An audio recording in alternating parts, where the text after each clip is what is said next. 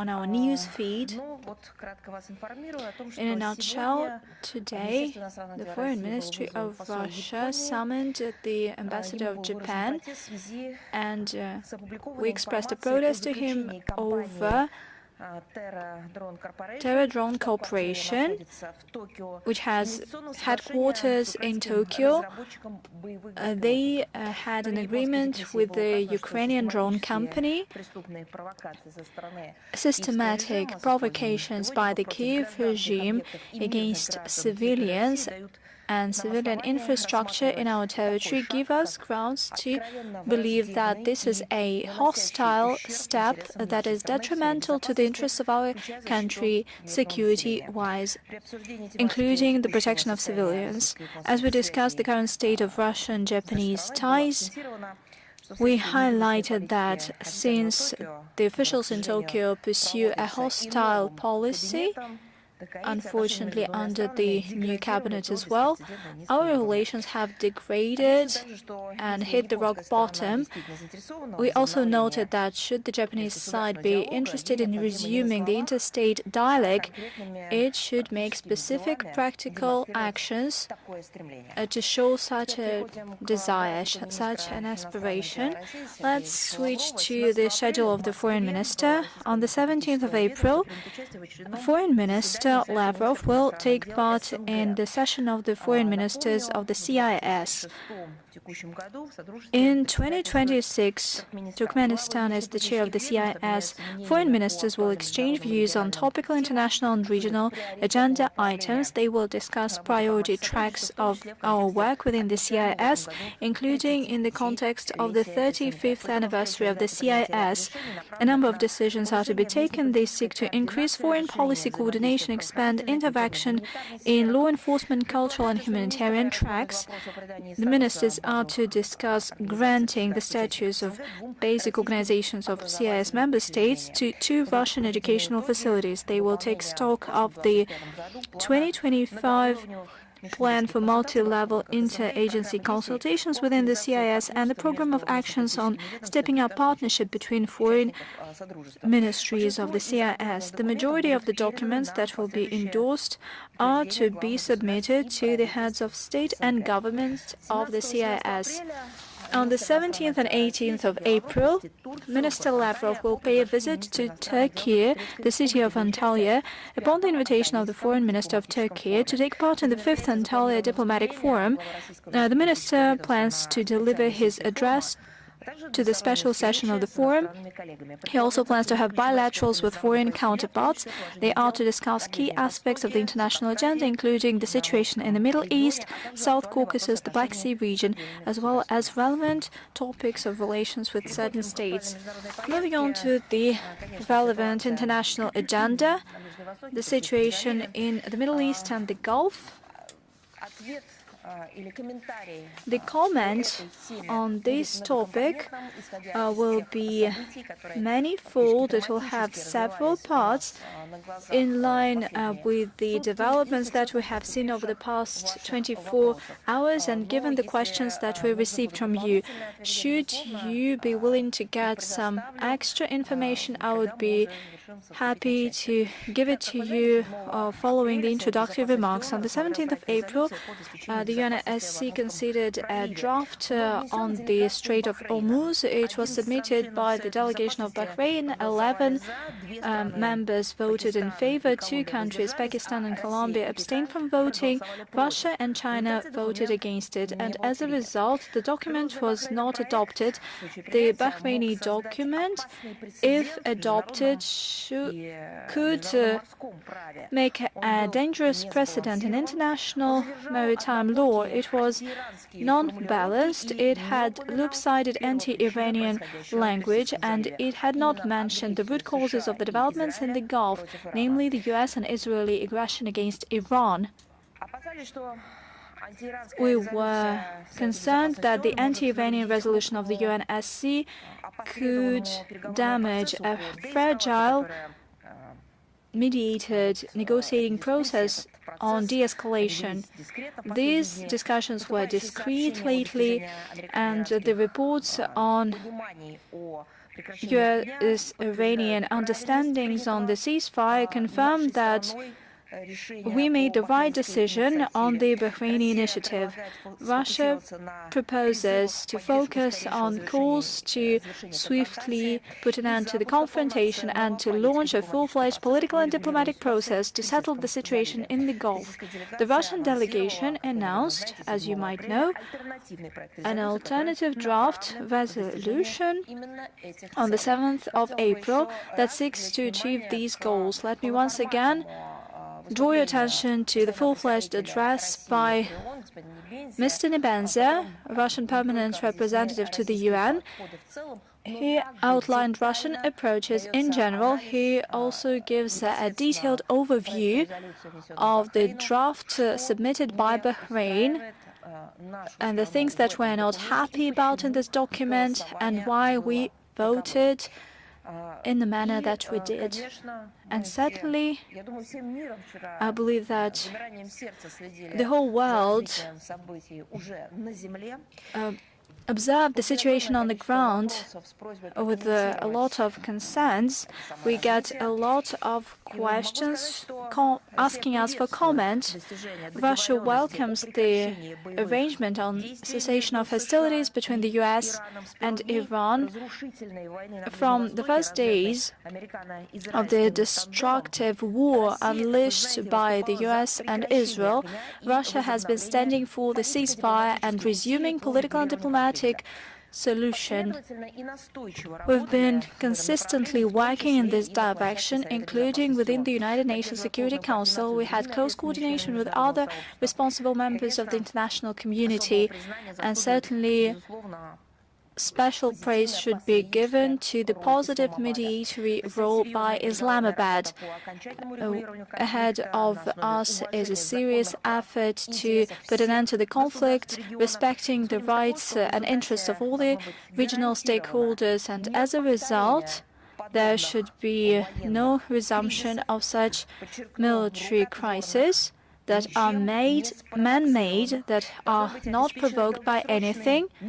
Long-term peace should be ensured, just like the security in the region, and we will continue to actively facilitate these means. I would also like to comment on the attacks on peacekeepers of the UN interim forces in Lebanon. They took place in end March. On the 29th and 30th of March, 3 Indonesian servicemen died, 5 persons were wounded. Such tragic cases, unfortunately, are not an exception. They are a follow-up to a deliberate number of attacks on peacekeeping missions. As you know, the UNSC members responded to this incident. On the 1st of April, there was a communique condemning this murderous incident. And naturally, we fully supported this statement as a permanent member of the UNSC. We express condolences to the families of those who perished. We supported the mandate of the UN interim forces in Lebanon, and we emphasized the need to respect the inviolability and security of peacekeeping troops and facilities. And there was a call to the UN Secretariat to investigate the developments and to brief the international community, primarily the countries supplying troops. It also emphasized the need to completely implement the key resolution UNSC 1701 that regulates the state of affairs on the blue line between Israel and Lebanon, and it highlights firm commitment to sovereignty, independence, unity, and territorial integrity of Lebanon. We note that the Russian delegation took active efforts to ensure the adoption of the UNSC resolution, or rather the press communique, and we believe it is important to send a message supporting the blue helmets that virtually were attacked in southern Lebanon, including the their location in Lebanon, we consistently draw the attention to the dangerous degradation of the situation in Lebanon, including the emergency humanitarian needs of the civilians amid the Israeli campaign and the threats of large-scale collapse and destabilization in the country. We believe that the destructive escalation of violence in Lebanon should not be factored in this overall regional crisis, because it is a result of an unprovoked armed aggression by the US and Israel in the Middle East. Basically, when it comes to the repercussions, not only policy-wise, but also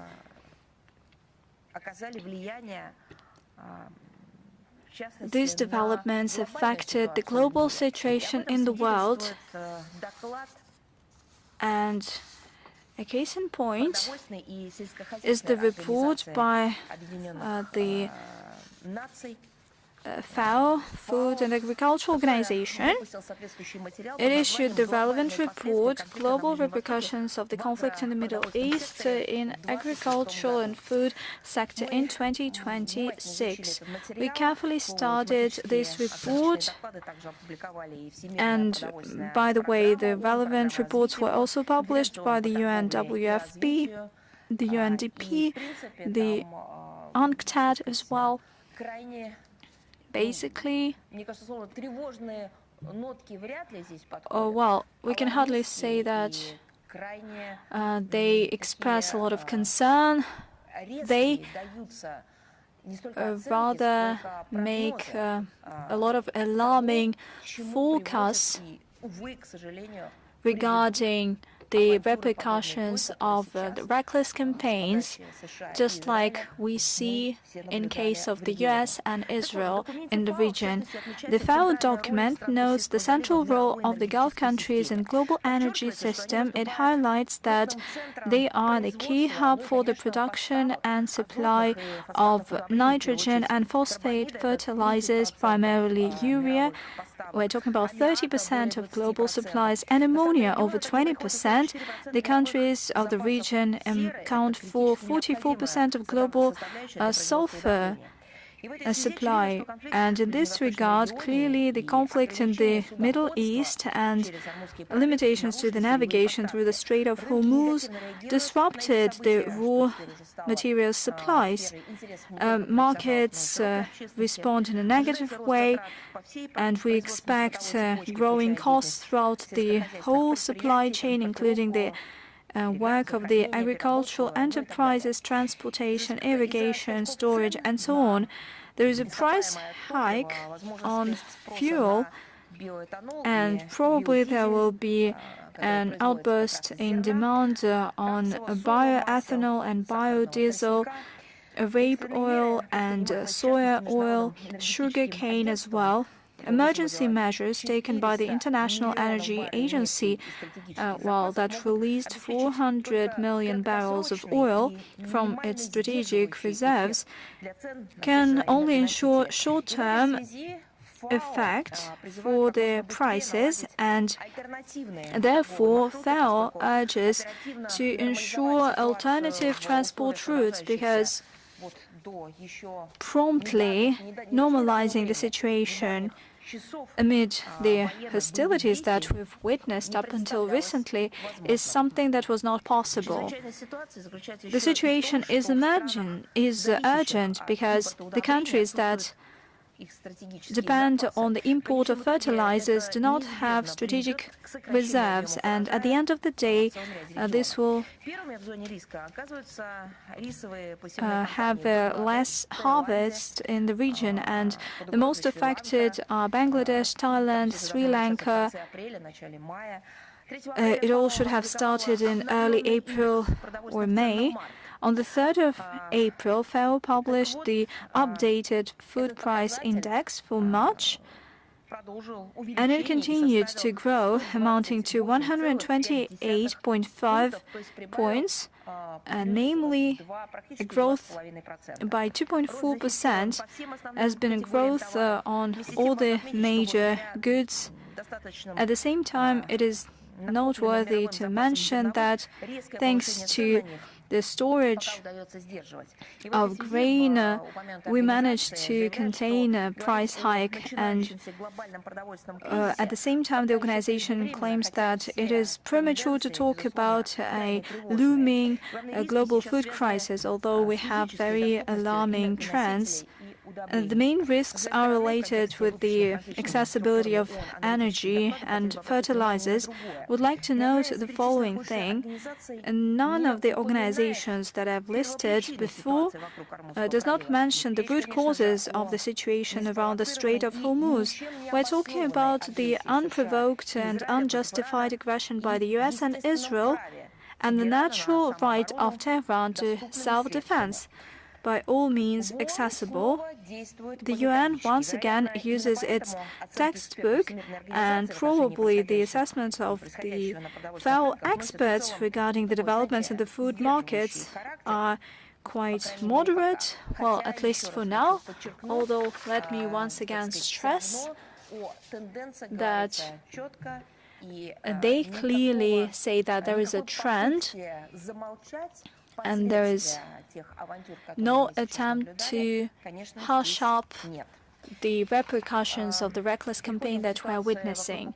Moving on to the situation around Ukraine, I wanted to start with an important announcement. On the 8th of April, all-style 235th anniversary of the accession of the peninsula of Crimea, since it joined our homeland. This followed a decree by Catherine the Great. We will dedicate a lot of materials in the upcoming days. On this occasion, please follow our accounts and social networks. But let me also note that there is another document, the federal law of 2018, and according to this law, the 19th of April is the day when Crimea, Taman, and Kuban became the part of the Russian Empire. Now moving on to the situation around the Ukrainian crisis and specific examples of what is happening there. The Kiev neo-Nazi regime does not cease terrorist attacks against civilians of Russia. It deliberately makes drone and missile strikes against non-military facilities, residential houses, social medical facilities, civil infrastructure. Throughout the last week alone, victims of the Western-encouraged terror by Ukraine totaled over 188 persons, including 11 minors. I understand that in the West, for many decades, they encouraged and not ignored such bastards as Epstein, and the West doesn't care about good treatment of children. Still, the world was shaken as it saw the real face of the collective West. Such people as Epstein made it to the elites there, and together with the ruling regimes, they were making democracy. After that, they could have seen something real when it comes to their treatment to children. 11 minors suffered from the attacks of the terrorist regime in Kiev throughout 1 week alone. Maybe it is already enough for the West to see things clear. 11 victims and 3 children that died. I've mentioned 188 persons. 25 were killed among them. Now I'd like to present you with specific numbers, facts, and places regarding what the Kiev regime has been doing in the Bryansk region. On the 31st of March, the Ukrainian armed forces made a deliberate strike using checkmate vampire systems on a regional center of Suzemka, Vladimir region. On the 7th of April, the drone attack in the Alexander region killed 2 adults and a child. There was also a 5-year-old girl, a daughter of those parents that were killed. She survived, but she got seriously injured. The Belgorod region, Ukrainian barbaric attacks killed 5 people, injuring 59. The DPR, on the 5th of April, the Ukrainians made a combined attack on Zuyev and Staroberezh thermal power plant using graphite bombs to destroy high-voltage electrical equipment. This munition was used by the U.S. in Iraq in 1991, and in 2003 they were used by the U.S. In Serbia, they were used by the U.S. in 1999. On the 6th of April, in the center of Donetsk, 3 women were wounded by a drone strike in the center of Donetsk. Also, during a repeated attack, Evgeny Bykovsky, Izvestia correspondent, was wounded. And yesterday we made comments on this situation specifically. In Zaporozhye, on the 31st of March, a dark day for residents of Vasilivka. Bomb strike against a residential area, 3 civilians killed, including a 12-year-old girl and 91-year-old woman. 4 people, including a 4-year-old child, were wounded. Also, there was an attack against the city's industrial zone, and Ukrainian drones targeted an ambulance. It was not empty. It was carrying a medical team who narrowly escaped death. And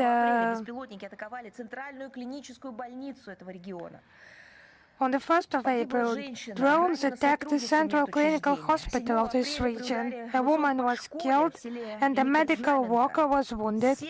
In Velikaya Znamenka, because of the strike, 7 children were wounded and 3 adults. In Novorossiysk, on the 5th of April, a Ukrainian drone struck an apartment building, and many apartments were damaged. In Lugansk region, private homes were attacked. An entire family was killed, parents and their 8-year-old child. On the 5th of April, an attack against the Belarusianska mine in Lutugina district. Now the miners have been evacuated to the surface, but they were blocked because of the attack.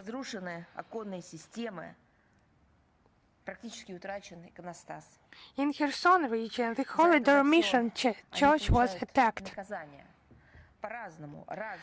Icons were damaged.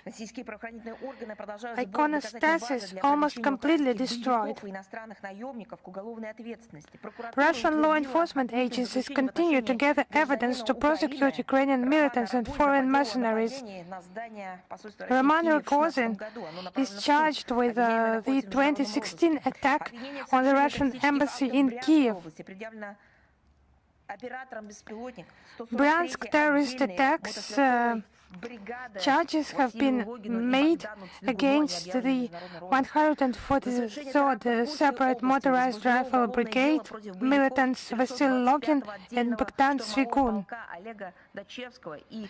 A case has been opened against Oleg Dachevsky, a member of the 425th Separate Assault Regiment, and Vitaly Sobota, member of the 80th Separate Assault Brigade of the Ukrainian Armed Forces. Colonel Alexander Konev, commander of the 92nd Separate Mechanized Brigade of the Ukrainian Armed Forces, was sentenced to life imprisonment. Alexander Grunichenko and Mykola Semenyuk and Sergei Semenyuk have been charged with committing a terrorist attack. They shot and killed a public figure, the head of the region. Those people admitted their guilt, and their cases have been sent to the local court.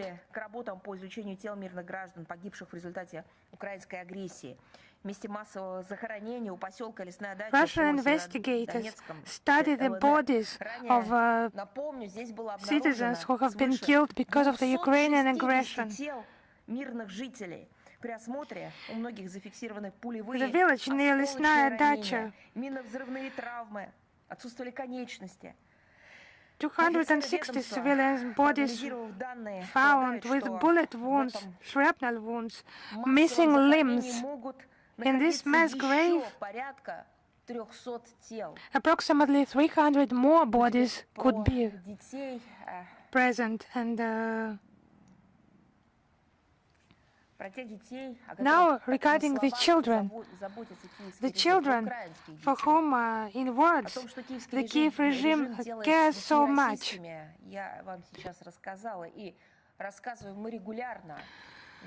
What the Kiev regime does with Russian children, I have already mentioned that, and Mr. Miroshnik, who is in charge of the violations of the Kiev regime, he does that regularly. The facts of abuse and harassment and killing of children.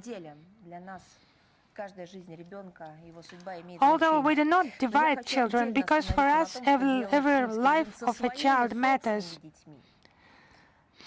But what the Kiev regime does with its own children, that they hate our children, as they say, someone else's children, it's clear, but what they do with their own children. From March the 26th to March the 29th, Zelensky toured the Persian Gulf. We have mentioned this during our briefing on the 1st of April. During his visit to Qatar, for some reason, he did not find expressions for gratitude to Doha for facilitating the reunification of at least 100 children with relatives in Russia. And the families reunited. Why didn't you find the words? Because it's about investment and energy resources. Yes, for that he's thankful. And for weapons supply, yes, you know why the Ukrainian citizens die. But when it's about children, and Zelensky not being able to monetize that immediately. But there is one more issue, this children's rights. Ukraine needs it only for propaganda on international platforms. And when he does not thank for reunification of families, children who come back to Russia, or children who find their relatives in Ukraine,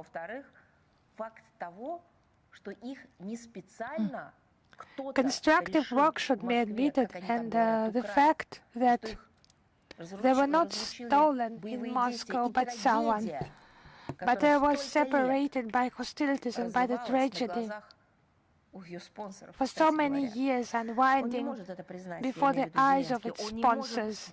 Zelensky cannot admit that.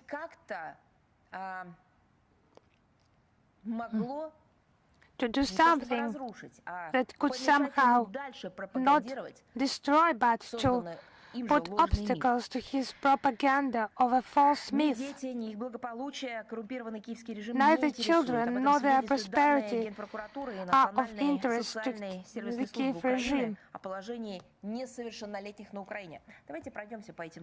You can have a look at the National Social Service of Ukraine data on the situation of minors in Ukraine. It's about domestic violence in Ukraine in 2025.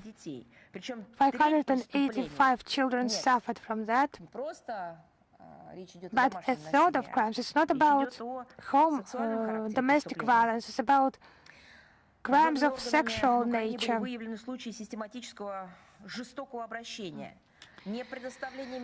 In Ukraine, they have revealed the cases of systematic harassment, restrictions in food and abuse of guardianship rights, violations of sanitary and epidemiological requirements, industrial safety regulations, and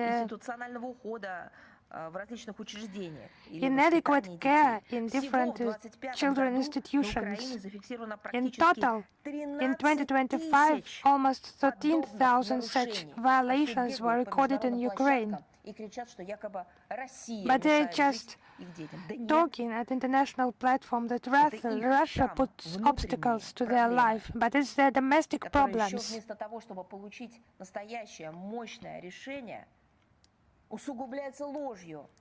Just instead of getting some powerful solution, it's aggravated by lies that they present as the truth. Now it's about child trade in Ukraine, trade in children. 8 children were victims in 2025, 10 in 2024, 118 in 2023, and 3 children in 2022, according to the same National Social Service of Ukraine data. But actually, Ukraine is one of the leaders in illegal transplantation, and orphans are most vulnerable, who are often sent abroad under the guise of humanitarian actions, allegedly for their own sake, but then their traces are lost.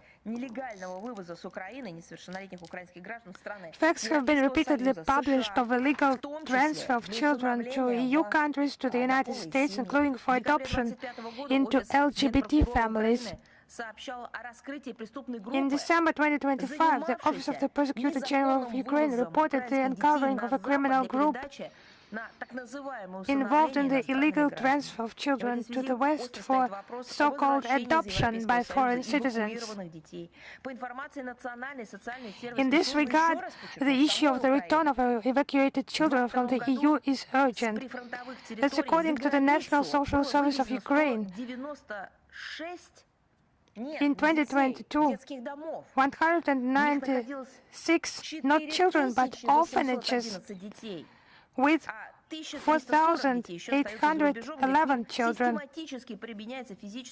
They were transported abroad, and 1,340 children still remain abroad, where they are systematically subjected to physical and psychological abuse. Now it's about Yelena Zelenska's foundation. Children transported to Europe and to Turkey, where they were deprived of proper supervision, physical and psychological abuse, and 2 girls became pregnant by local hotel workers. So that's charitable work by Yelena Zelenska. And it's information from all over the world. Yes, they can tell the truth, but they keep silent about persecution of Russian-speaking children. On the 6th of April, Ukrainian education expert Ivana Kaberik reported that approximately 40,000, just imagine 40,000, children in Ukraine do not attend schools in Western Ukraine because they face ridicule and insults. It's not children quarrels, it's just the result, the consequences of the policy of language terrorism Ukraine is conducting. To avoid this, parents are trying to provide their children with the opportunity to somehow study remotely. The head of the Lviv City Council's Department of Education and Culture, Andriy Zakaluk, tried to deny those scandalous revelations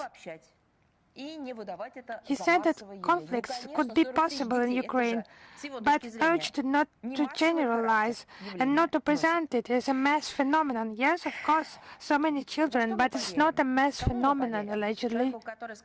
Who will we believe? A person who has said that this problem exists, it's of mass nature. Harassment on the basis of language, national.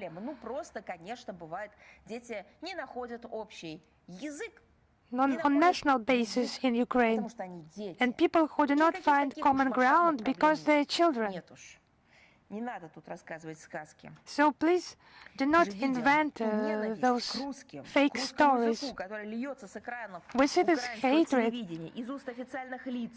of Russian language, of the Russian language pouring out of Ukrainian television and the officials, neo-Nazis and Banderites. Just watch our news, our TV channels. Can you find some program where we would mention impossibility to speak their mother tongue in Russia, for example, the Ukrainian language, or calls on the radio or in the press?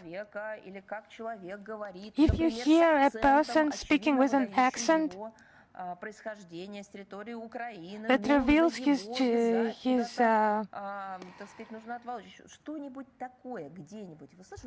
that the person is from the territory of Ukraine, have you heard any derogatory statements formed in the Russian mass media, some derogatory abuse against nations, peoples residing in Ukraine? Have you heard anything like that?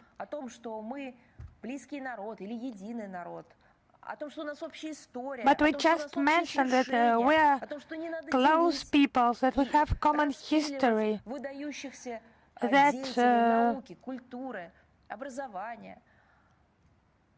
famous figures of education, culture and science, they should not be divided. They had their own, their common motherland. In Ukraine it's different. Actually, minors are not protected by the state there, because it's the Kiev regime that's not a state, it's a quasi-state. It just seems to perform those state functions, but state is about caring for its citizens, caring for vulnerable groups of population, but the regime is a different thing. It's what is happening in Ukraine now. So the facts cited by us, the facts of violation, they just confirm that children are expendable for Kiev regime, like adults who are hunted, who are tied to poles, who are beaten for having dared to ask for medicine in Russian, or to ask time in their own, in their mother tongue, in Russian. Their role is the role of cannon fodder in Ukraine, and minors are used for propaganda purposes. And they physically and psychologically abuse children. It's even in a more cruel way than the treatment of adults. So they should be telling them that they can be happy, not by hating someone, but by loving. They use the issue of children, first of all, to conceal their own crimes and crimes against children, includingly. They are hostages of the neo-Nazi regime, which does everything it can to cling to power, and endlessly, constantly, being insatiable and enriching itself. Now about the mobilization in Ukraine. Amid the growing losses among the Ukrainian armed forces, the mobilization plan has been raised from 30,000 to 35,000 people, and ordinary Ukrainians have already experienced this tightening of mobilization methods of this regime. Now we have testimonies. It just can be called, I beg your pardon, a human safari by the Territorial Center of Recruitment officials. Citizens are being hunted on the streets with their children in shops and cafes, in business and residential areas, in apartment and public areas. People taken from hospitals, from workplaces. People are maimed, beaten nearly to death, subjected to tear gas. Now this permissiveness of the Territorial Center of Recruitment of Ukraine, it leads to brutal abuse on the streets, not on battlefield, but directly on the streets. It's not some work of artificial intelligence or some staging by Mosfilm. It's not subject to any criticism. Those people who have suffered from the Territorial Center of Recruitment, they have families, they have names, we have data about them. They do not conceal them. It's such a flagrant situation that the Kiev regime more and more self-accusing comments appear. For instance, recently, the commissioner, so-called military commissioner of Ukraine, tried to pretend to be puzzled over the recruitment of thousands of people who are not suited for service, and Human Rights Commissioner of Verkhovna Rada, Dmitry Lubinets, basically recognized that there is a problem of men being trapped and people are being treated as animals, and then they are sent to slaughter. In many settlements and small towns of central, eastern, and southwestern regions of the country, there are virtually no men, but the military commissars cannot get enough. I'm not talking about ordinary staff, I'm talking about those who make these criminal orders, and behind them are the West with this money. Now they intend to recruit women as well. A growing number of Ukrainians without medical or military education find themselves in draft dodger lists. And there are references made on that there are technical glitches, and it's not by chance that we see banners and billboards in Ukraine with a motto: "The protection of Ukraine is women's cause." End of quote. And there is a recent statement made by retired Major General Sergei Krivonos. He stated that the most efficient way to fill in the ranks of military units of the regular army is to engage women, especially those whose spouses died or are fighting. It is well known that in certain areas there are gangs that are dressed as officials, and they threaten those who they capture in case they do not pay a ransom, and they divide this ransom among themselves and regional and central authorities. On the 6th of April, the Economic Truth newspaper reported that there is a whole system established to dodge drafting. It will take $300 to $2,000 to delete your name from the list of dodgers, and the draft notice immunity will cost you $4,000 to $6,000, and the most costly service is to register disability with the way to leave the country, and it costs up to $50,000. The newspaper notes that the higher risk to find yourself in Ukrainian army, the costlier it gets. The indifference of the Kiev leadership to its people does not give any motivation to the population, and there are high rates of not only draft evasion but also defecting. According to military psychologists, Ukrainians flee training units of the Ukrainian army. They do anything to get away from it. At the same time, there is a growing resistance to this forced drafting. People start to rebel to this. People from the recruitment office using even cold steel and firearms, or even live grenades. And there's an easy way for them to get to the home front from the front. All the facts that I mentioned confirm that the tasks to denazify and demilitarize Ukraine are relevant, as well as to get rid of the threats stemming from its territory, and they will definitely be achieved.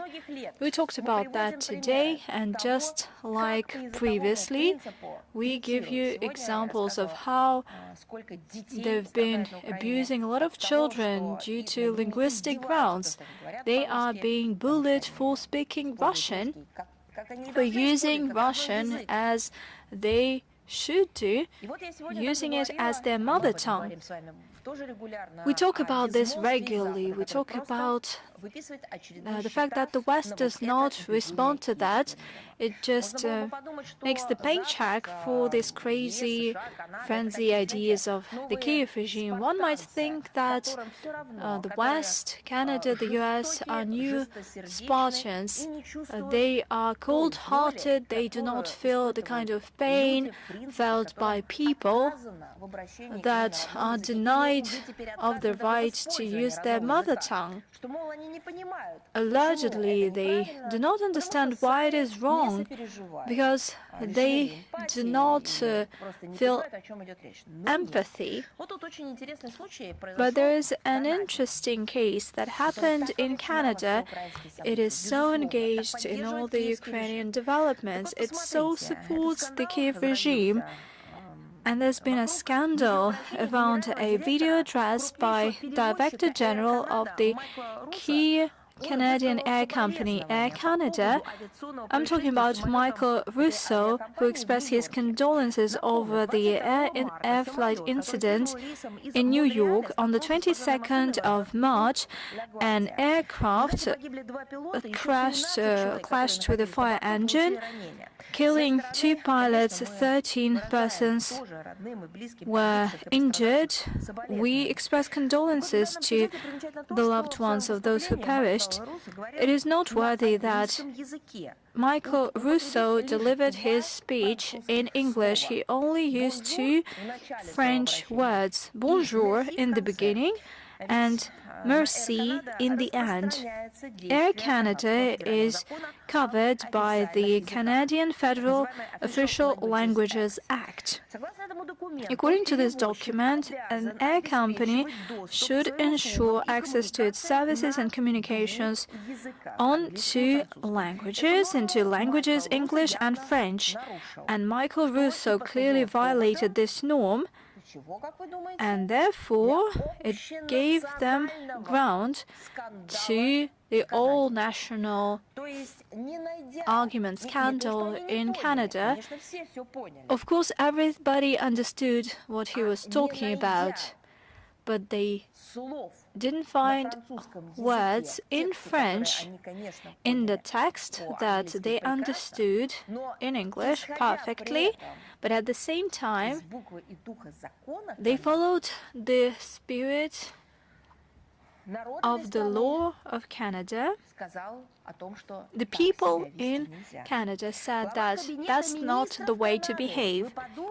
The head of the ministers' cabinet in Canada, and come to think of it, it's not just some commonplace scandal or argument, but the head of the ministers' cabinet of Canada, Mark Carney, condemned the decision to make an address solely in English, and he called it,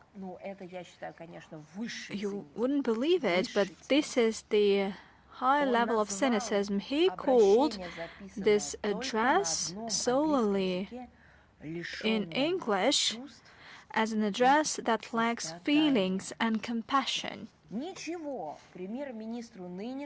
The current Prime Minister of Canada or the former Prime Minister of Canada could support financially, militarily the Kiev regime. Nothing impeded him from doing that. And for many years, this regime does not allow for the opportunity to publish official documents in the Russian language that is a mother tongue for most of Ukrainians. It is bullying its citizens for speaking this language in the street, using their native tongue, the Russian. Mark Carney also emphasized that this statement did not meet, and I'm really scared of you becoming too emotional. This statement did not meet the expectations of the country, where the languages of Shakespeare and Molière are enjoying an equal status, as he has put it.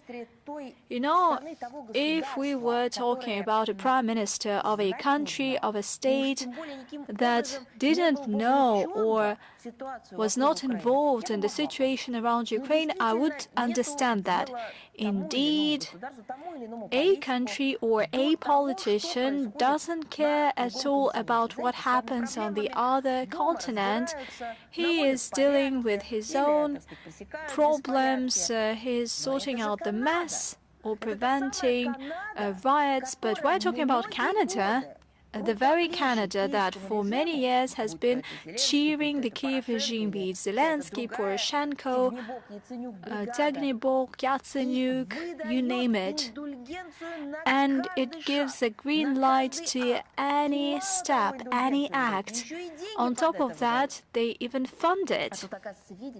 Turns out that, according to them, it is so important to meet the expectations of a country where the languages, in their case, the language of Shakespeare and Molière, and in this case, the language of Pushkin and Gogol, Bulgakov and Tolstoy, and there are hundreds and thousands of authors that you cite, and these languages enjoy an equal status. Over the past years, over the past months, take a look at how many legal acts were adopted in Ukraine that leaves using Canadian handouts and funds, and how many acts were adopted against the Russian language that is a mother tongue for many Ukrainians. I believe that the Prime Minister of Ukraine talks about Ukraine on a daily basis, even without any occasion whatsoever. Certainly, this was all going unnoticed. There's been a wave of outrage in the French-speaking province of Canada, Quebec, home to the captain of the aircrew, and the Prime Minister of the province, François Legault, called this case a flagrant one, and he said that this is a disrespectful video with regards to the French-speaking paying clients and the personnel. And as a result, the board of Air Canada announced that Director General Russo will resign by the third quarter of 2026. They fixed everything, and at the end of the day, Canada could sleep calmly. The expectations are met.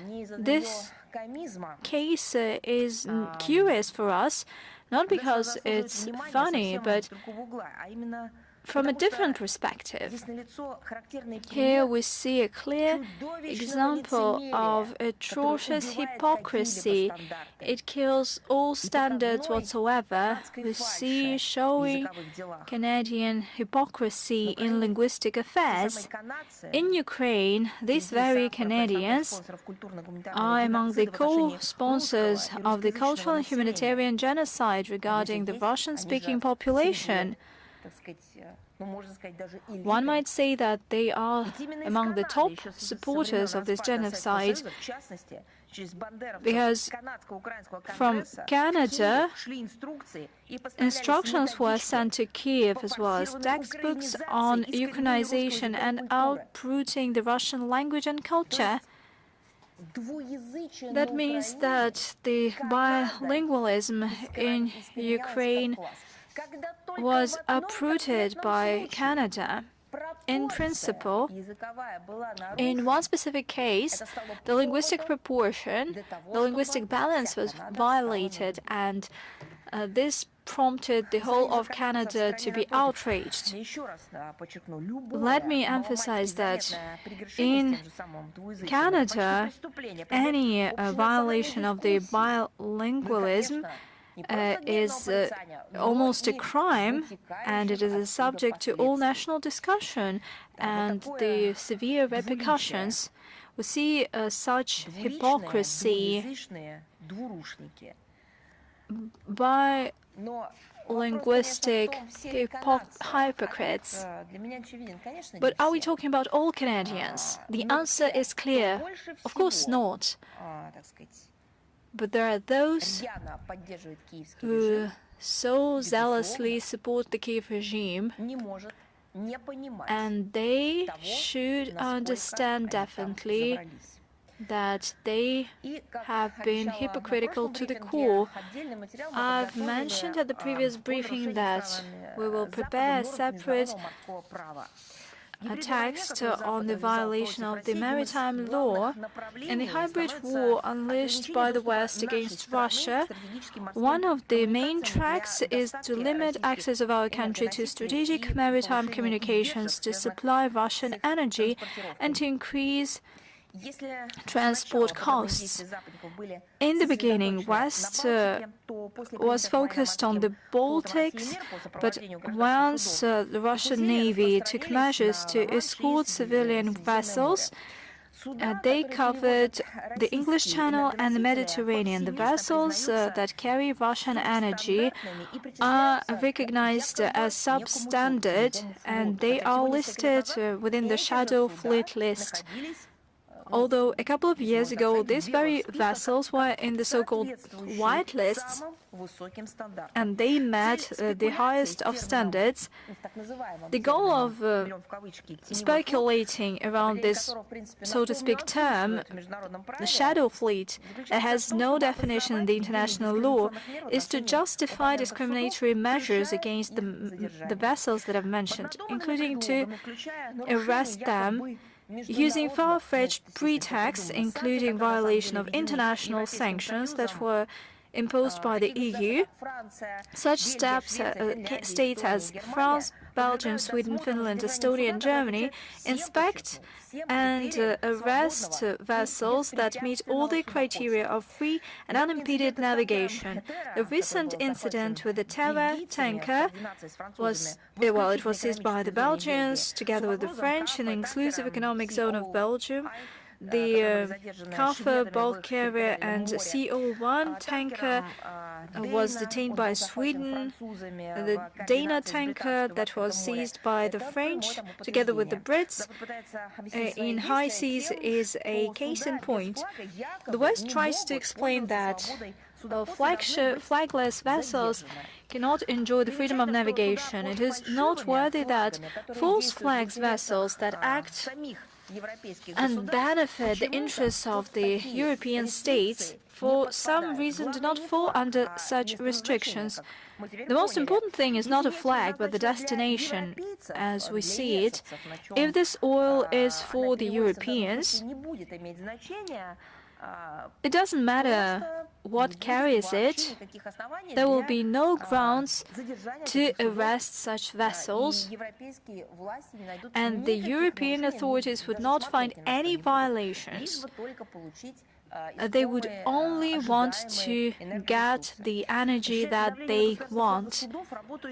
Pressure is put on the flag states of vessels that operate in Russian interests, so that in case of an inspection, these countries should refuse to confirm that it has its flag, introducing Russian ship owners into sanctions list and banning port calls for Russian flagged vessels, declaring foreign flag vessels that carry Russian hydrocarbons as a shadow fleet.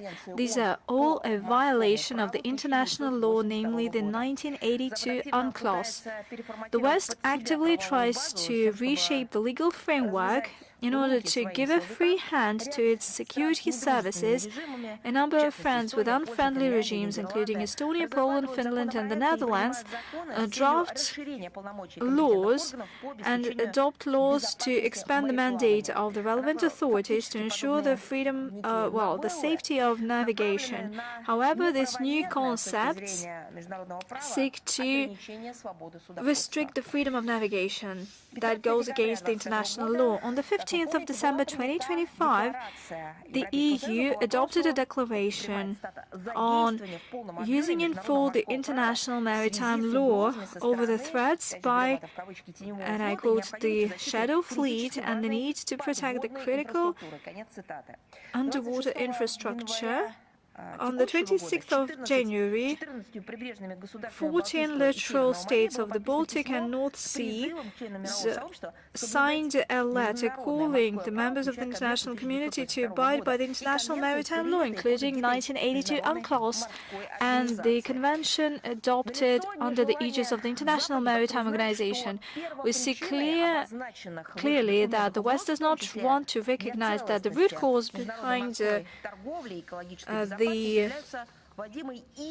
restrictions and developments is the restrictions that they impose, and this runs counter to the international maritime law. This shows that the West continues to seek ways to stand in the way of the freedom of navigation.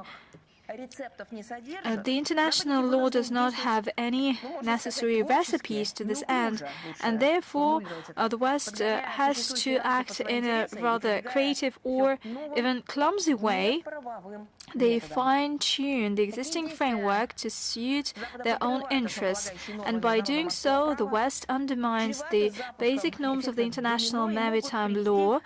It might have a domino effect, and it could put an end to the global maritime trade, and the repercussions will be seen everywhere. Both the Western instigators and the developing countries, especially those who find it essential to have maritime logistics, let alone the threats for the international peace and security. The Russian Federation calls on the international community to take a principled stance supporting the 1982 UNCLOS and not to fall, to cave in to the neo-colonial diktat, to join hands protecting legitimate interests of maritime ship owners in good faith. Moscow believes that the global majority would realize all the risks related with Western attempts to turn the sea into the area of confrontation.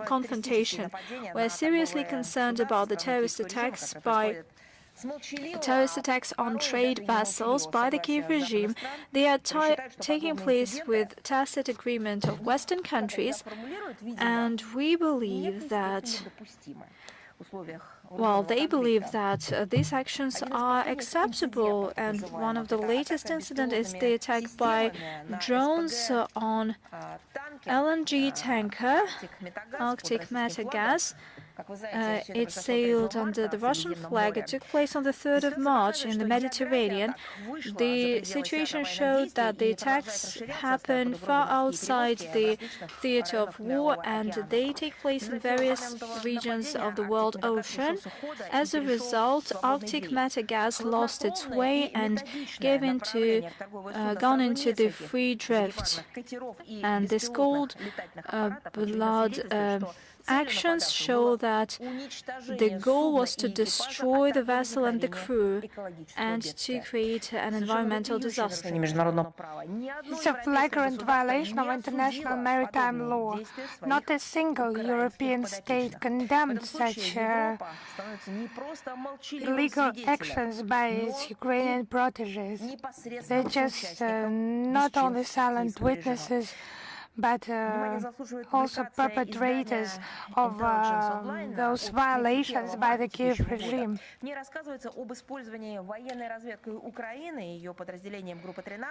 It has been published about violations of by Ukraine. Attacks against, as they tell, shadow fleet of Russia in the Mediterranean.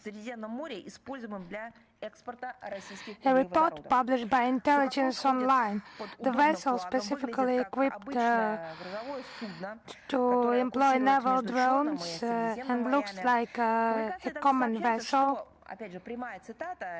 that goes between the Black Sea and the Mediterranean, and the attack on the Russian gas carrier has become the first such operation outside the Black Sea and marked a shift in Ukraine's operation towards the Mediterranean, which, it seems, could become a new flashpoint. The lack of an adequate assessment of the situation is undoubtedly leading to the proliferation of armed attacks on civilian vessels and continued violation of international law regarding the prevention of unlawful acts against the safety of civilian shipping. It's necessary to raise those issues in relevant international organizations, and the European states, particularly the United Kingdom and France, are hypocritically promoting documents condemning attacks on merchant vessels in the Strait of Hormuz. So what double standards are those? On the 18th of March, there was an extraordinary session of the Council of the International Maritime Organization, convened, as you would guess, by the United Kingdom, as well as by Egypt, Qatar, Morocco, the EU, UAE, Saudi Arabia, and the Philippines and France. They considered the situation in the Persian Gulf, Arabian Sea, and the Gulf of Oman. The Russian mission to the organization reported unprecedented attacks and detentions of civilian vessels in the Mediterranean, Baltic and the Black Sea, as well as the Arctic Ocean, in particular the situation with Arctic Meta gas carrier. Russia will continue to work practically and in theoretical dimension to convey to the international community the idea of an admissibility of violating international maritime law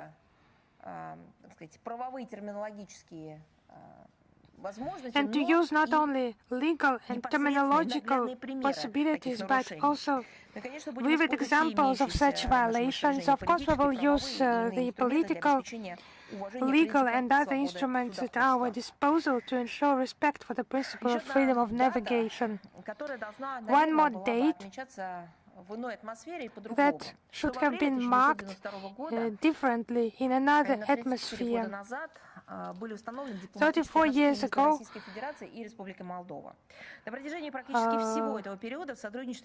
diplomatic relations have been established between the Russian Federation and the Republic of Moldova.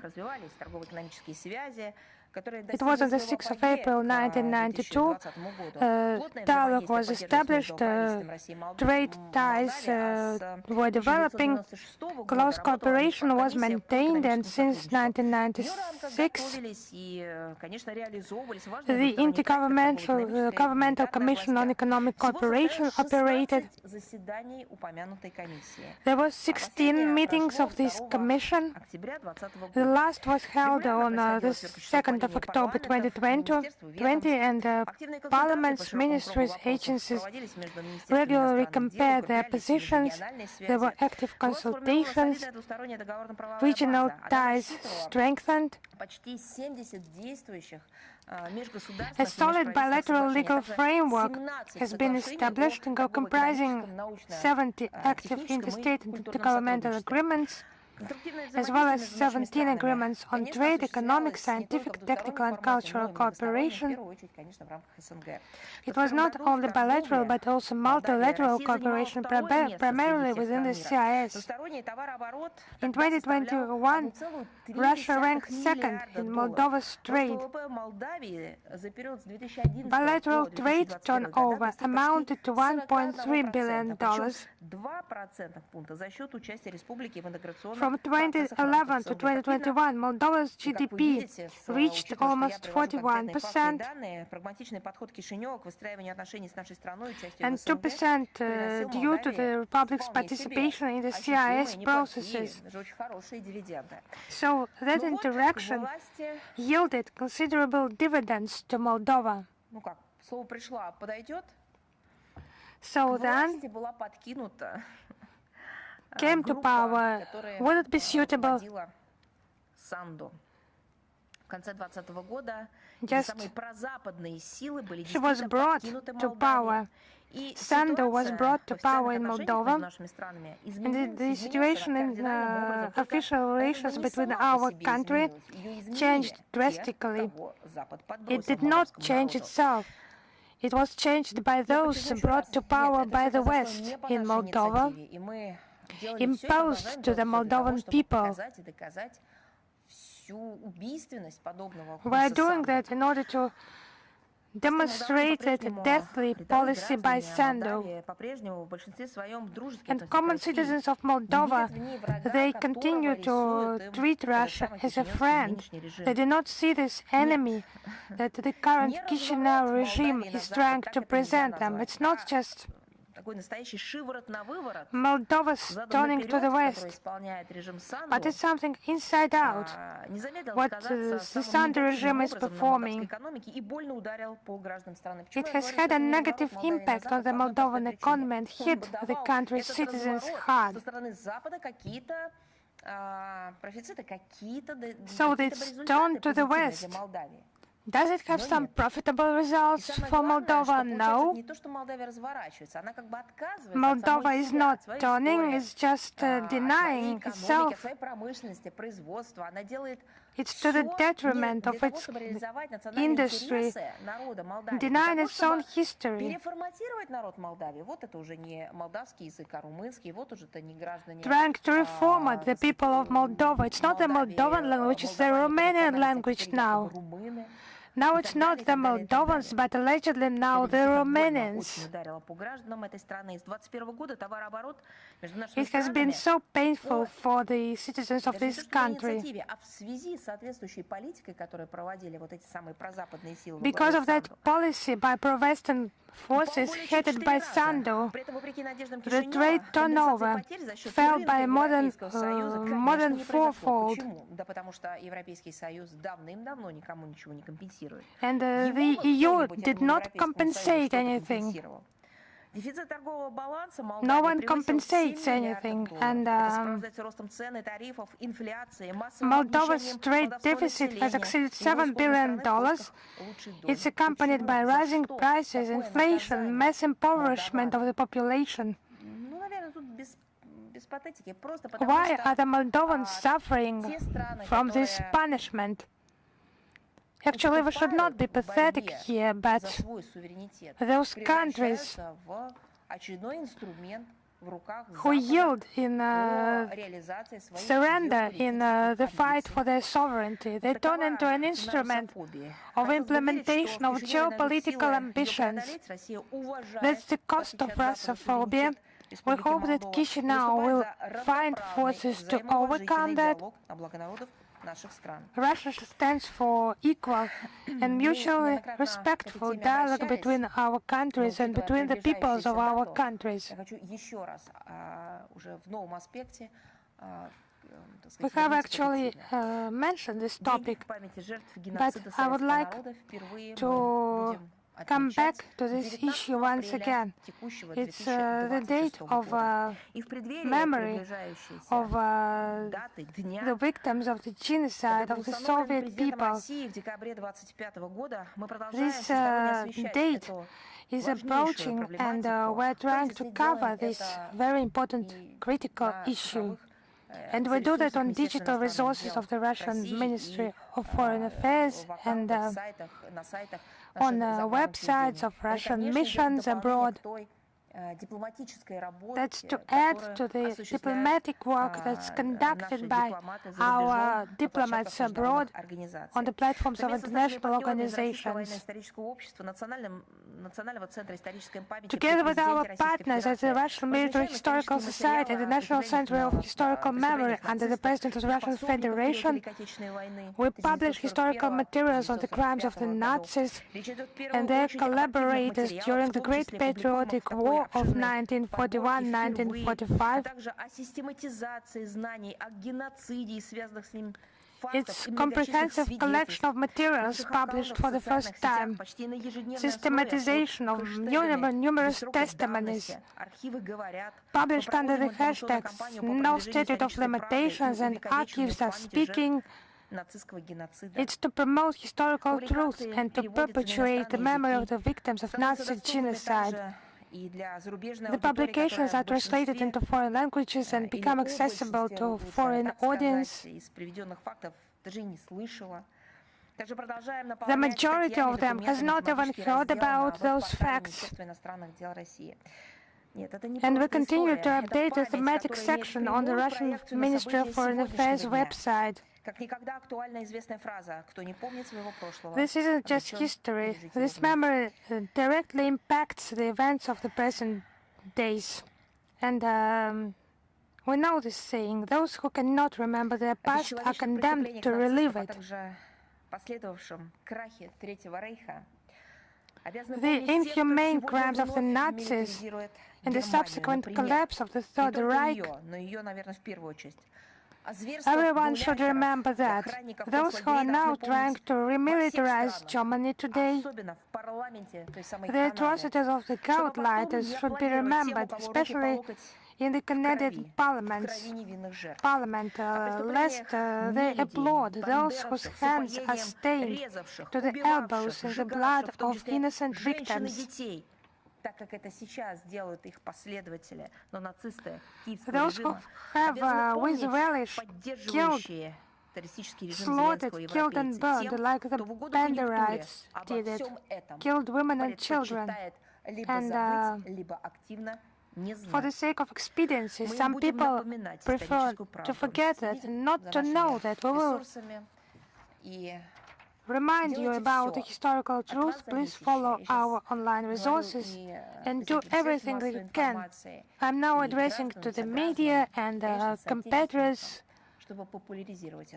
also competitors abroad, in order to popularize this information. Now, by the way, regarding crimes against our country in those years, it's about crimes by Japan against our citizens. We underline that such crimes have no statute of limitation, and the proceedings continue up to the present date. The Prosecutor General's office has announced its decisions to overturn previously issued rehabilitation of 34 Japanese citizens. You can see their full list in the text version of this briefing. They were involved in sabotage and espionage activities, committed crimes against humanity. I will mention this today by some way. Just be patient.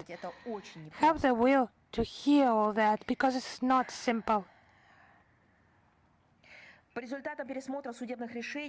Following a review of court decisions and cassation and supervisory courts, it was decided that those individuals are not eligible for rehabilitation and their guilt has been totally proven. During our briefings, we have provided information about cancelling the rehabilitation of those Japanese war criminals. Naturally, someone might ask, what is the purpose of those measures taken by the Russian law enforcement system? Yes, such crimes have no statute of limitation. That's the name of special information project dedicated to providing information about the genocide of the peoples of the USSR, the date we will mark for the first time at the state level on the 19th of April. But I would like to cite an example that reflects the relevance of such work and its urgency. On the 1st of April, the head of European diplomacy, Kaja Kallas, once again repeated her delusional claims that Russia allegedly attacked 19 countries of the world.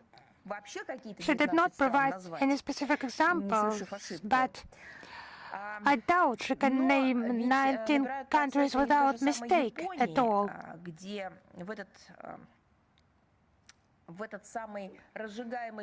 But processes are underway in Japan, where this myth, they're trying to engage in that myth. Some attempts to rewrite the ideological basis and in order to solve this policy of remilitarization and revision of the results of the Second World War. It's actively promoted. Between 1932 and 1940, the Japanese servicemen violated the USSR border, carried attacks against Soviet territory and Soviet vessels, launched 57 sabotage units, killing 80 and wounding 107 Soviet citizens. So that's not counting the full-scale military operations at Lake Hassan and Khalkhin-Gol River. One more threat to peace posed by militaristic Japan. The list will be provided in the text version of the today briefing. It's the infamous Unit 731 and Unit 100 of the Kwantung Army. What units were they?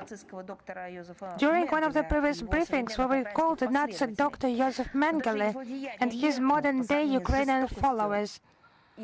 But even their atrocities are pale in comparison with the brutality of their Japanese counterparts. Yes, it would be hard. Just please be patient now. You should hear that. Deliberate infection of people with pathogens of deadly viruses for the purpose of detailed studies of their effects on the organism, and more effectively studying the effects. The Unit 731 surgeons performed autopsies on living people and methodically removed organs one by one to study how the disease spreads through the body and how tissues change. I would underline once again, that was done on living people. You can just imagine that it was no anesthesia. I just have to say now, or maybe just to mention that it's beastly in itself. But it was without anesthesia at all. It's just a plot for some horror, for some thriller now that some mother or some father would not allow to watch their children to watch.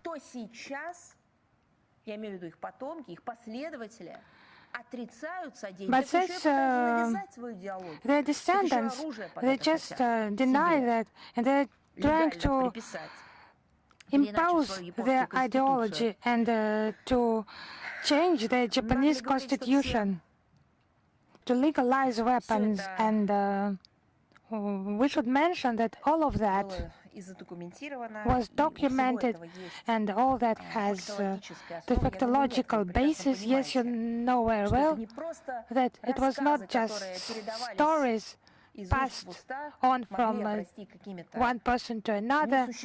Maybe they have acquired some details that do not exist. It's all documented. Equally atrocious were experiments with frostbite. People were first stripped to the waist, or to strip completely. They were taken to the freezing cold, and after that they recorded the stages of frostbite. Redness, blisters, necrosis, and the limbs were amputated without anesthesia. In order to create the most efficient biological weapon to use against the USSR, the Squad 731 actively used Russian migrants among those controlled by the Japanese as the most genetically close to the people of the Soviet Union. Once again, we're not talking about a group of crazy people, maniacs, psychopaths. We're talking about actions of the state that were sponsored by the state. They were the state programs. I think that we should specifically say that all those people were purely civilians. Although, could you think of it? Could you even torture military men in such a way? Certainly you cannot. But once again, we have to say that these were civilians. Not a single human rights document that has to do with the humanitarian law and waging hostilities would not allow for it. Actually, these documents do not permit and ban such actions regarding servicemen and civilians. Japanese sadist scientists did not believe that these test subjects were humans. Maybe you believe that this is a figure of speech for me, but no. Do you know how they called people that were test subjects in their internal documents? They called them Maruto, which is translated as logs. That's the way they were treated. Unlike Dr. Mengele, and for the third time, let me make this side note. We have to factor this out, and we can say out, unlike Mengele, although Mengele is the absolute evil, but it seems that there is another element and another bottom if we are talking about this absolute evil. So unlike Dr. Mengel, he managed to flee, but he was condemned by the Nuremberg trials. But the leadership of Squad 731 avoided justice at all. The commander gave himself in to the Americans, and Washington paid tribute to his knowledge and experience and guaranteed freedom in exchange for cooperation. What kind of cooperation are you talking about? The USSR did not cope with that and had its own open and public Khabarovsk process on the 25th and 30th of December 1949. By doing so, the Soviet Union made a decisive contribution not only in the defeat of the militarist Japan, but also in saving the world from biological weapons. It's not just about revenge, but also it's a guarantee that such cases, such atrocities would not repeat themselves. And it is relevant, which is showcased not only by crazy statements by colors, but also by Pentagon's activities and the network of biolabs that they use in their military programs. You remember how many of them were founded in Ukraine, and this is still a running effort. I have to follow up on this historic case. We were appalled by another act of blasphemous desecration of the memory of Soviet soldiers in Lithuania. Vilnius promptly tries to wipe off the history of the Great War and the role of the Red Army in liberation of the Baltic states. And another case in point is the barbaric act committed by Lithuanian authorities in the city of Šiauliai. They moved the remains of Soviet soldiers and officers from central squares and parks, and the motive is standard. Allegedly, the tombs of heroes allegedly help advance Russian narratives on the Great Patriotic War. What are the narratives of ours? These are not narratives, these are facts confirmed by the Nuremberg trial. The Lithuanian tomb raiders started desecrating tombs of 53 soldiers and officers of the Red Army, including 3 heroes of the Soviet Union, including Major General Pomoshnikov. They sacrificed their life to liberate the Baltic states from Nazism. The list of those buried, whose bodies are desecrated, include soldiers from all over Russia and Ukraine. There are Lithuanian and Jewish names, including the namesake of former Israeli ambassador to Moscow, Galperin. I do not know whether they are related, but they have the same family name. Will we hear the protest of the Israeli Foreign Ministry or Yad Vashem? Somebody thinks definitely no, but let's wait. Maybe they will say something. With the support of a local henchman, Nazis destroyed virtually the whole Jewish population of Lithuania.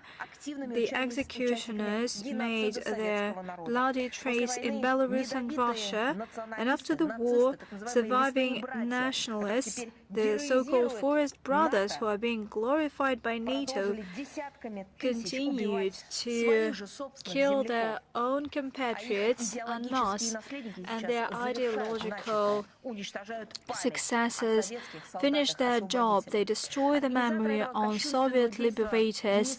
The organizers of this blasphemous act do not hide that they rush to end their sordid business up until the 9th of May.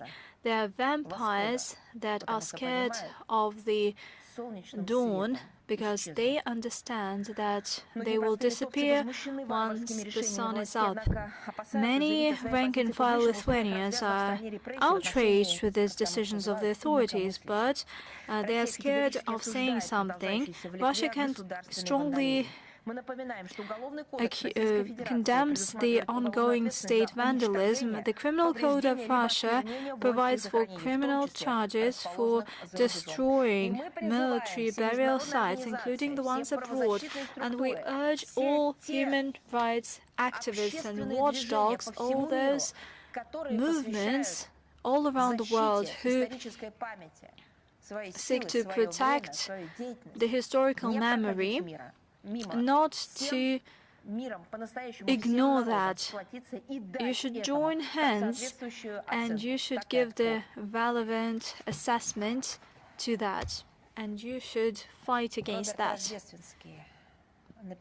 Robert Rojestinsky wrote something genius.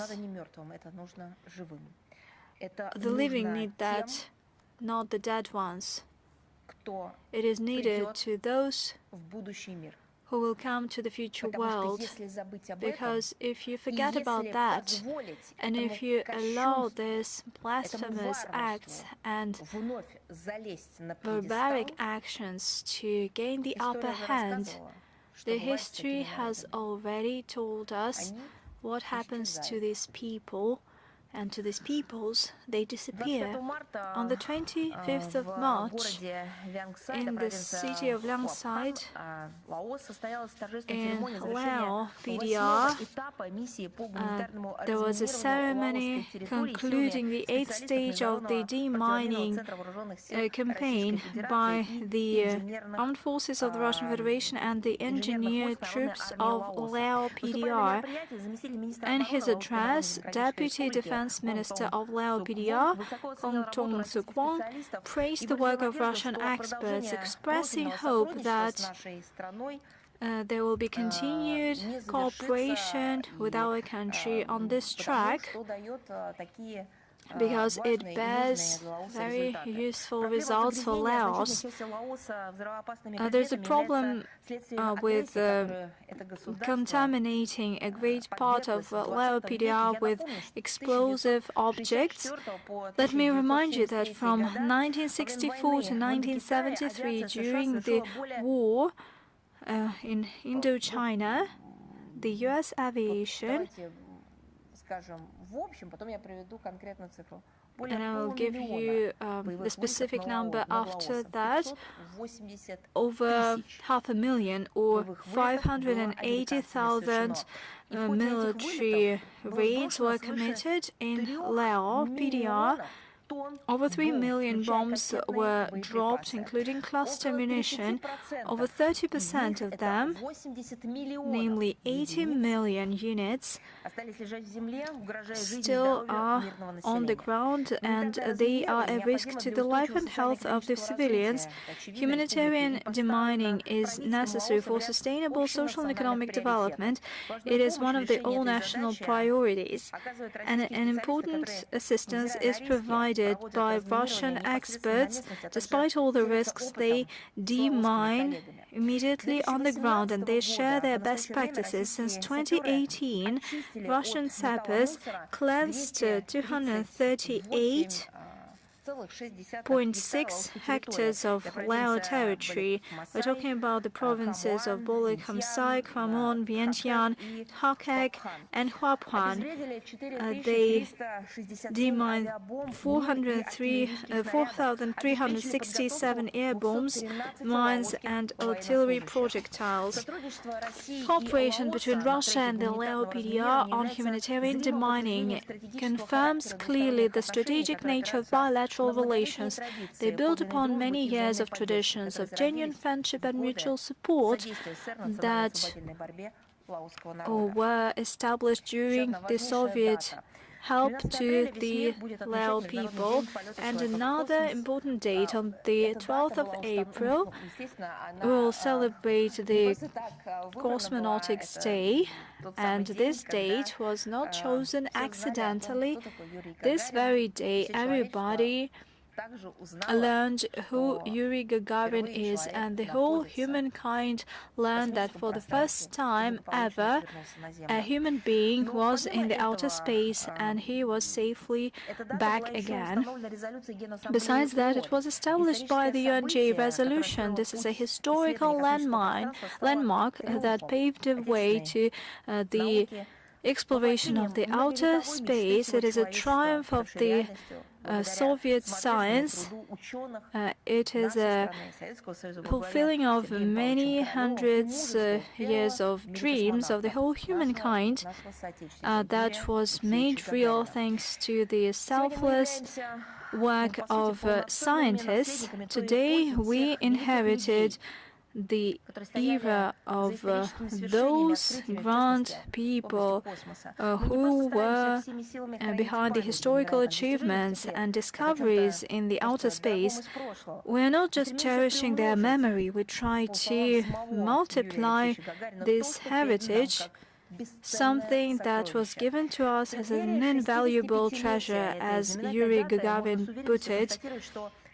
In the run-up to the 65th anniversary, we can say that the Russian space sector preserved glorious traditions of the past, but multiplied it as well, created new space launch facilities, rockets and satellite constellations.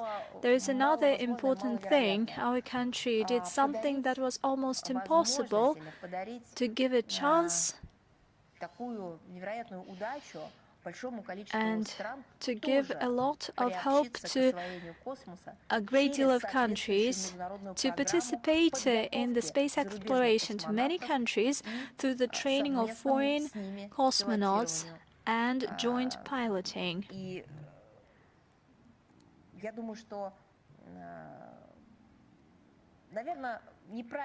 I believe that it would be wrong to say we shouldn't say that, but we will present the special report on the programs that the Soviet Union started in 1970s, and a number of foreign cosmonauts presented by other countries. They didn't have a chance to develop their space programs, but they got a chance to get into the outer space thanks to the Soviet science and the Soviet state, the government and the people of the Soviet Union, naturally.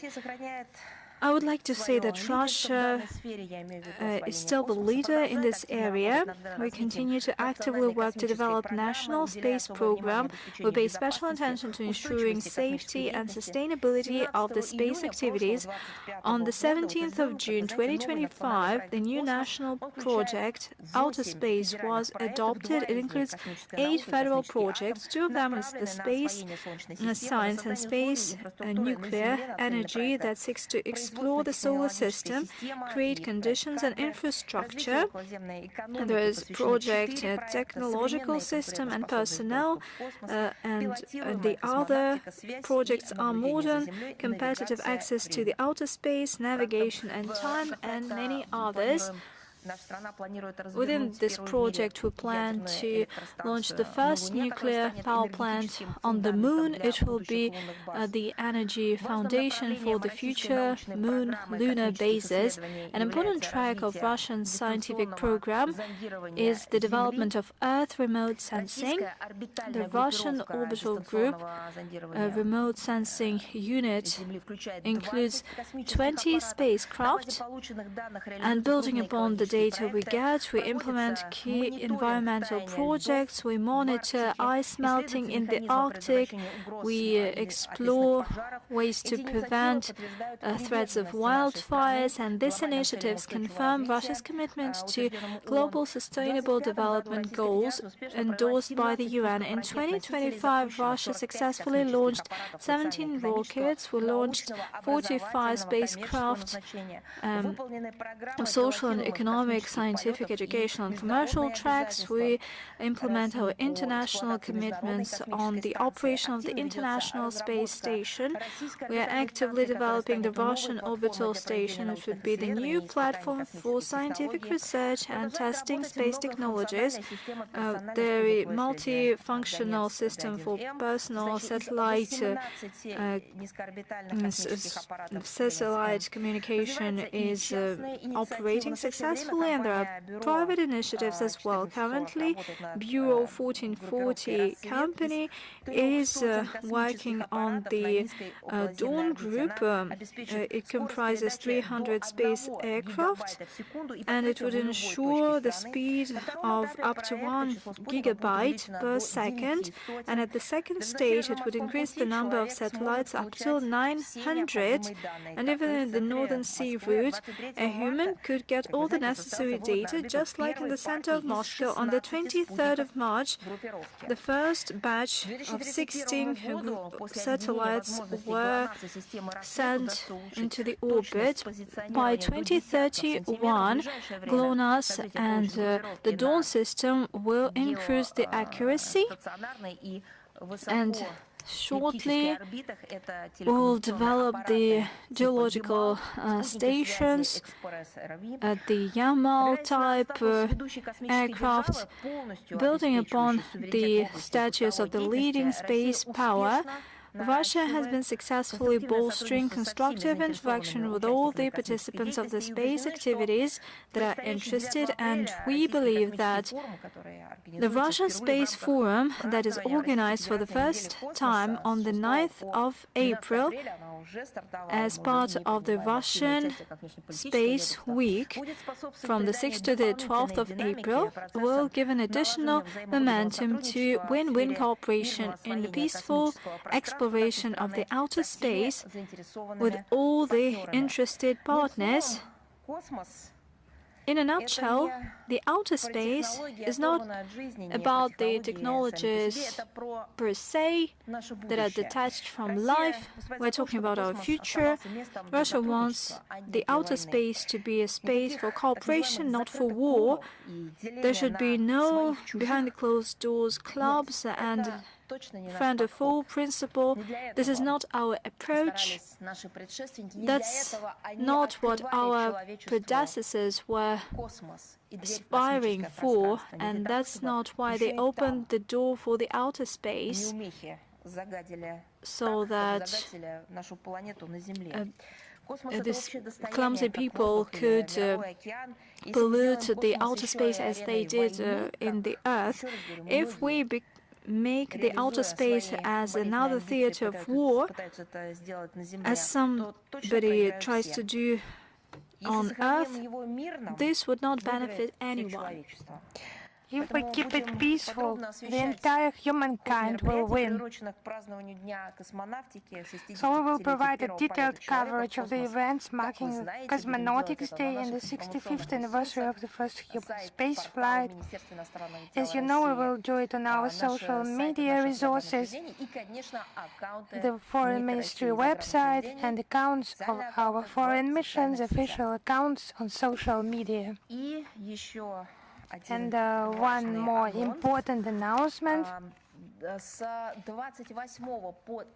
From the 28th till the 30th of April, in Mineralny Vody, the third Caucasus Investment Forum will be held. The event has become a traditional platform for presenting the economic potential of the North Caucasus region, strengthening mutually beneficial ties with our partners, discussing practical issues, and implementing cutting-edge initiatives. It includes more than 50 events of various fields. The focus will be on trade and entrepreneurship, industry, agriculture, transport and logistics, digitalization, and other relevant topics. The cultural program will include a festival dedicated to the traditions of Russia's regions, representatives of Russian and international government agencies, business circles, and scientific and expert community will participate. In 2025, it was attended by over 4,000 participants from 32 countries, including leaders and representatives of government structures, companies, experts, and leading media outlets.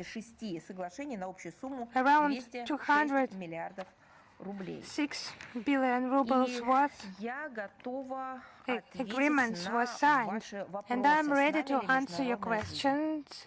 Is International Live with us? Yes, hello, Madam Zakharova. I would like to hear your comment, the comment of the Ministry of Foreign Affairs of the Russian Federation about the election of General Secretary of the Communist Party of Vietnam, To Lam, as president of the country. Yes, the General Secretary of the Communist Party of Vietnam has been elected president of the country. It has been a confirmation of the high professionalism of the Vietnamese leader who on numerous occasions visited our country. Last year he participated in the celebration of the 80th anniversary of the Great Patriotic War victory. We congratulate Comrade To Lam on the election as president of the country, and we hope to maintain partnership for the sake of stability in the Asia-Pacific region and as a whole. Thank you very much. Is El Mayadin with us? Yes, hello, Madam Zakharova. Our question was about what exactly was the Russian-Egyptian mediatorship in the Middle East and taking into account Pakistan. So now we have changed our question a little bit because the bombings of Iran continue, the bombings by Israel. Now Israel does not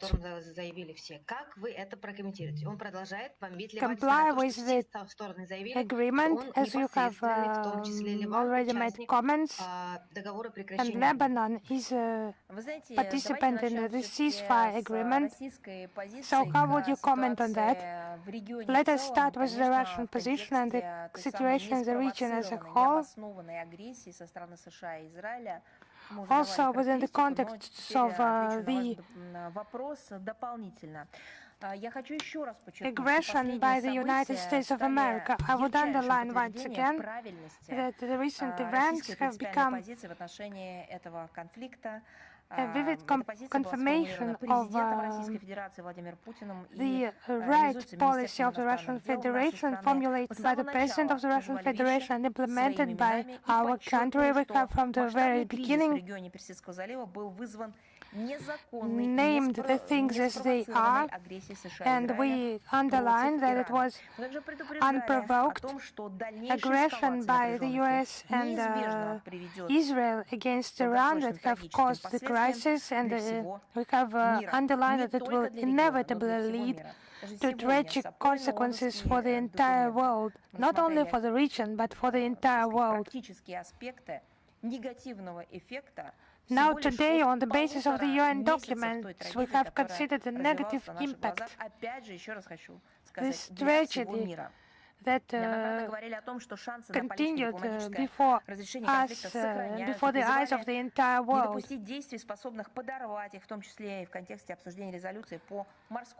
And it's also in the context of the discussion of the Maritime resolution within the UN Security Council, and we have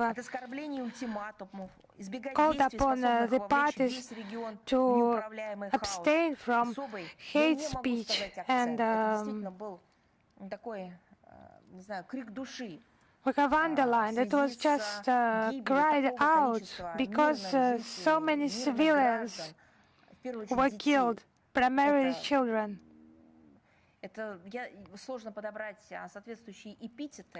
It's difficult actually to find the words, but keeping silent about those facts, that strategical white noise that has been turned on by many Western media,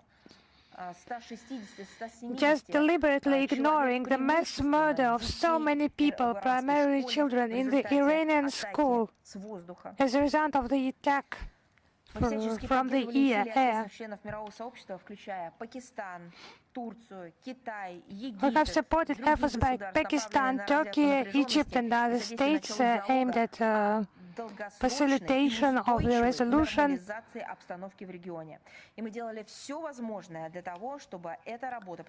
And dialogue aimed at the settlement in the region, and this has yielded its results.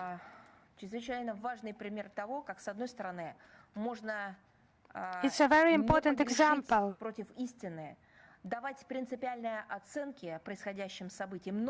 We can adhere to the truth and to give the truthful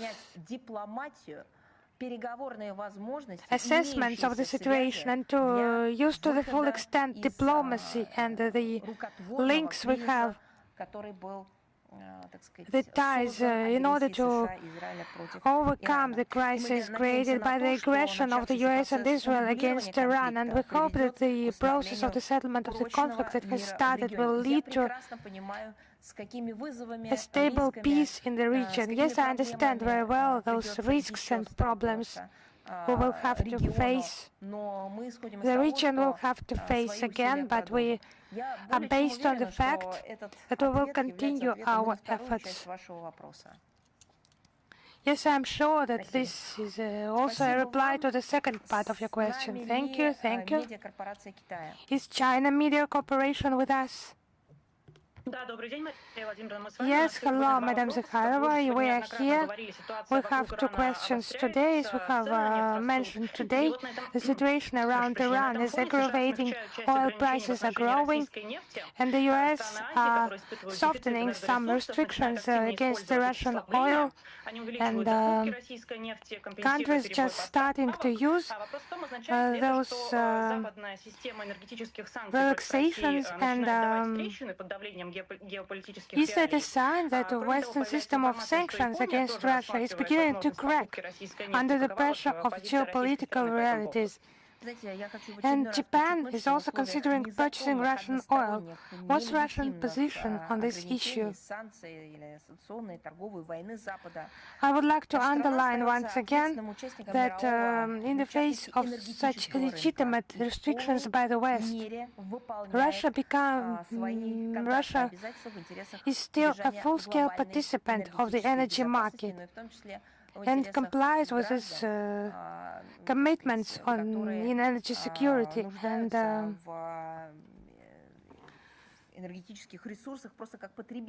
for the citizens who need energy resources just as consumers.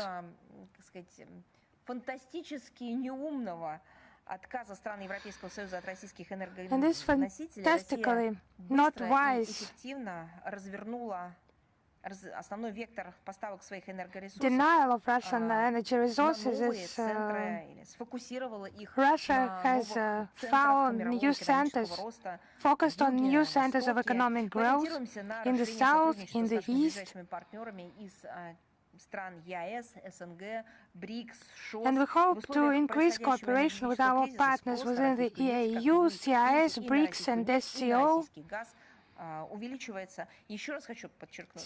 Demand for Russian oil and gas is increasing amid the ongoing energy crisis.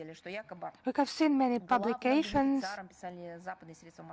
Allegedly, the main beneficiary, according to Western media, of the tragedy unwinding in the Middle East is Russia, because energy prices grew and Russia is earning on that. But just a minute, what is happening with the global market? It has no traces of manipulations by Russia.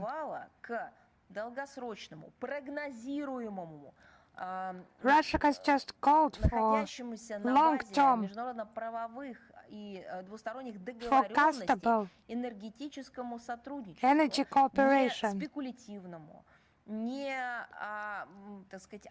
not speculative, but not just based on the current situation, but long, stable, and that can be predicted. That will become a basis for global energy security, and those who manipulated, those who used energy for political purposes and for the purposes of political manipulations, those were the countries that cannot just present the outcome of such beastly experiments. Now it's about the purchase of Russian oil by Japan. Our country has never closed the doors to dialogue with those who are ready to conduct it on an equal and mutual respectful basis. It's an energy sphere, I would underline once again, we are ready for equal, mutual respectful partnership.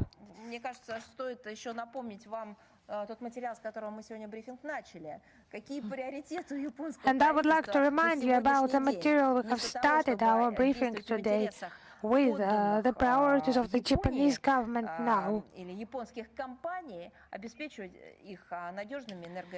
Instead of acting, supporting the interests of Japanese citizens and companies, to give them the prospects of energy market, to enjoy all the possibilities of the bonuses that are provided by Russia, by its natural resources, the reserves, significant territories, logistics. The Japanese government maintains ties with the Kiev terrorist regime.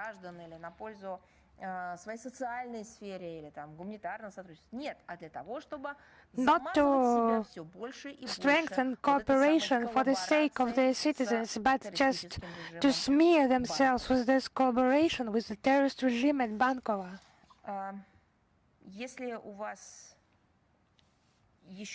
Do you have any other questions? Yes, thank you.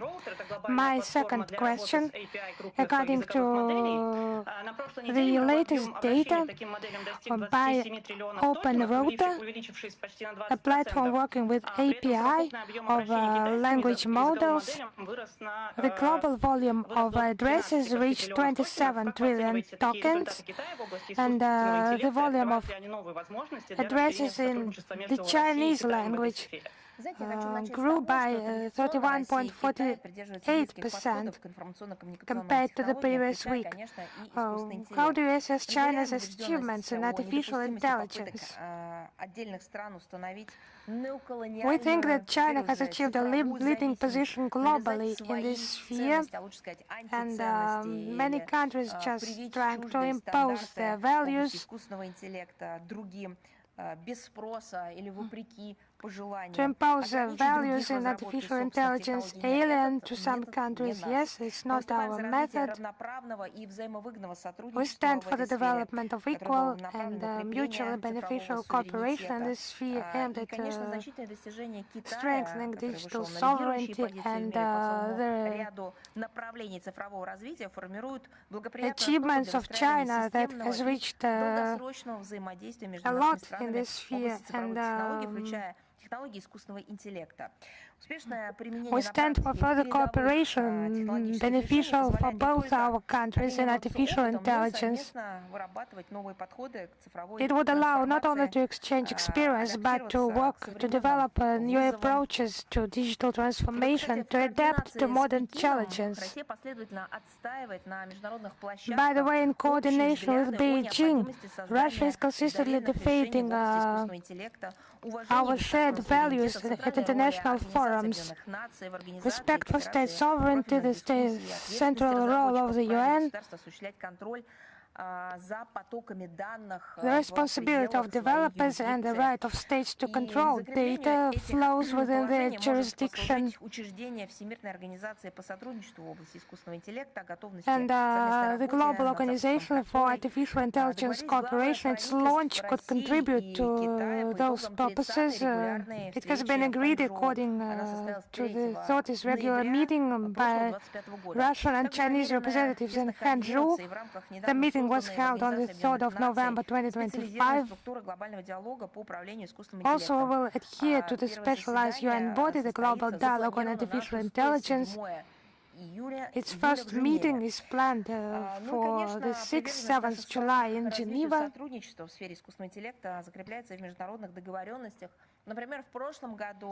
And our country's commitment to cooperation in artificial intelligence development is enshrined, and there have been documents within BRICS and the SCO, Tianjin Declaration and the BRICS leaders' statements of the 7th of July 2025.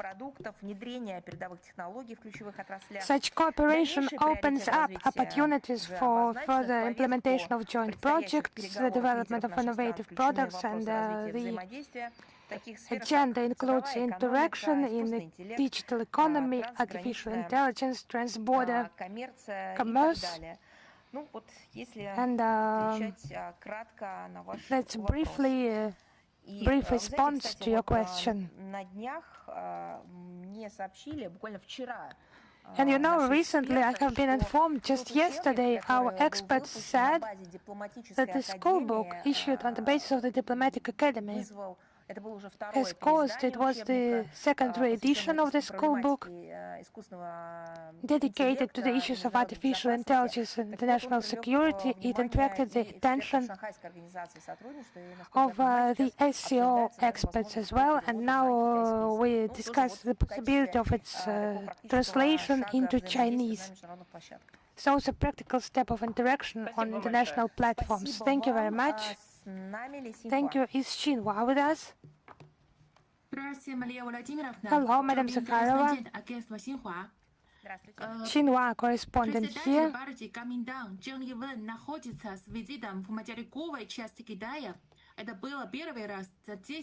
Kuomintang party chairman is visiting mainland China. It's the first time that the Kuomintang party delegation is visiting the mainland of China. How would you comment on this visit, taking into account the current international situation?